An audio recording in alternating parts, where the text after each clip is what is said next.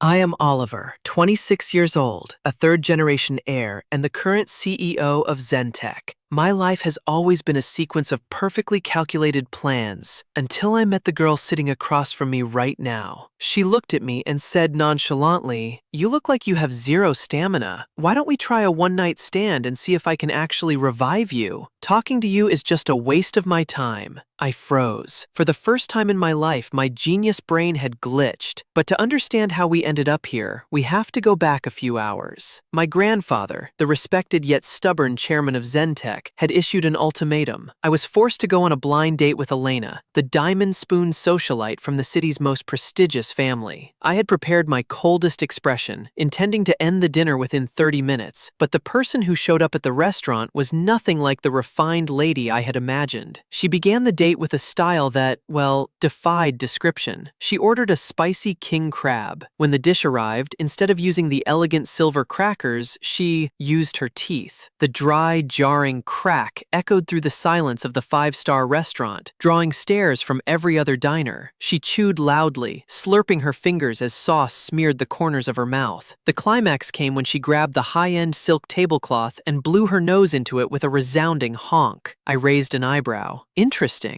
Was she trying to disgust me on purpose? Seeing my composure unshaken, she switched to an ignorance attack. She stared at my watch and curled her lip. "Why do you even wear that? A waste of money. I tell the time by looking at the sun. If it's raining, I just ask my cat. She's prophetic. If she says meow, I know it's time to eat." That wasn't all. She pulled a tangled mess of hair from her bag. "This is my collection of scalps from my ex-boyfriends. Do you want to be the next one?" My continued patience eventually provoked her final blow. She leaned in close, scrutinizing every inch of my face. "Your nose is quite high. It must be fake, right? And you look so haggard. What kind of CEO are you to be this sleep-deprived? You probably have stamina issues, don't you?" Normally, anyone saying this would be kicked out instantly. But looking at the way she was trying so hard to be tough, her sharp eyes darting to catch my reaction, I knew she was acting. A low-tier actress, perhaps, but a dedicated one. It was the most fun I'd had in ages. This absurdity was more stimulating than a $1 trillion profit report. A dark spark of amusement rose within me. If she wanted to play a bold game, I would play along. I stood up and swept her off her feet. She felt surprisingly light, and that sudden warmth stirred something in me. Efficiency at its peak, I whispered into her ear. "Let's head to a room." And just like that, the rebel queen bolted, vanishing down the fire exit. I stood there, watching her small figure run for her life, and for the first time in years, I truly smiled. The next morning at the headquarters, I was back to being the future chairman of Zentech, but my mind kept drifting back to the girl from last night. While walking toward the meeting room, I passed an employee. What caught my eye was her suddenly diving inside a Christmas tree in the lobby, only to be scolded by her manager for slacking off. Standing at a distance, I couldn't help but laugh out loud. The R&D meeting for the Kronos Ring project was a major event. A girl with a bizarre appearance, a messy wig and a heavy mask, stepped up to present, but the moment she spoke about scent anchoring to treat panic disorders, I was stunned. She spoke of understanding a patient's pain, of using technology to heal the soul rather than just measuring data. The gaze behind those thick glasses, it held a sincerity and passion I had been searching for. I didn't just want the idea, I wanted this woman on my core team. "I want you on the international research team. We're going to Paris," I commanded.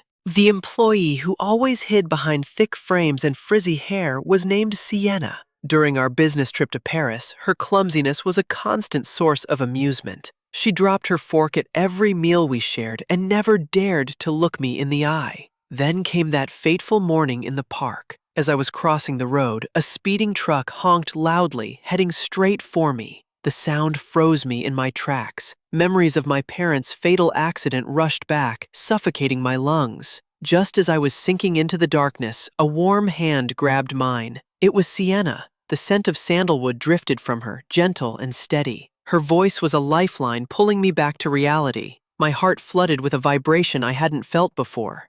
One evening at sunset, as we walked along the Seine, Sienna tripped on the slippery cobblestones and fell into the river. Seeing her plunge into the water made my heart literally stop. I dove in without a second thought, the most unscientific and inefficient thing I had ever done.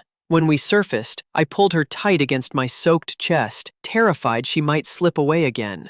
The world seemed to stop. Our faces were inches apart, the lights of the Eiffel Tower reflecting in her eyes. The moment she looked directly at me, I knew I had lost this game. I truly believed I had found destiny. I was so happy I wanted to give Sienna the world immediately. Back at a cafe, I opened the HR system to pull up her file for a promotion. My heart stopped when a photo appeared. Sienna, her real face, no mask, no wig. It was the fake Elena from the blind date. The happiness vanished, replaced by a coldness that spread through my entire body. Shock turned into fury. So, it was all a joke? She had deceived me from the start, watching me fall for a persona while secretly laughing at my stupidity? My heart, which I had just dared to open, froze shut. Was this lie fun for you? I heard my voice, cold as ice, as she approached. Pretending to be a wealthy socialite and playing with my heart? I left that very night. I returned to the US, used my grandfather's surgery as an excuse, and flew with him to London. During that year in London, I ran the corporation remotely and lived in silence. I forbade myself from looking up any information about Sienna. I needed time for the anger to subside. And then, during those sleepless nights in the foggy city, I began to see clearly. Did Sienna lie to me? Yes, but she never actually claimed to be Elena. She was just helping a friend escape an arranged marriage. More importantly, the things I loved about her, her talent, her empathy, the way she held my hand in Paris, all of those were real. She wasn't acting then. With Sienna, I felt like a real human being, not an efficiency machine. A year later, I returned to the US. I sat in the very same restaurant where I first met her. Thanks to Elena, I knew Sienna would show up. I saw her sitting a few rows away, alone and anxious. When I appeared before her, the air grew thick. She began to apologize, a long string of words about the crab, the date, everything. She intended to resign. She said so much, but all I cared about was one question. Sienna, did you ever truly feel something for me? When she whispered, I love you, Oliver, through her tears, every clock in my head stopped. All the calculations, all the efficiency, it all became meaningless. I kissed her. It was a kiss that held a year's worth of aching longing. It turns out, life doesn't always need to be efficient. Sometimes, the most beautiful waste of time is falling in love with someone. What do you think of my journey? Leave a comment with your thoughts, give us a 5-star rating, and follow the channel for more stories of healing and love. See you in the next episode.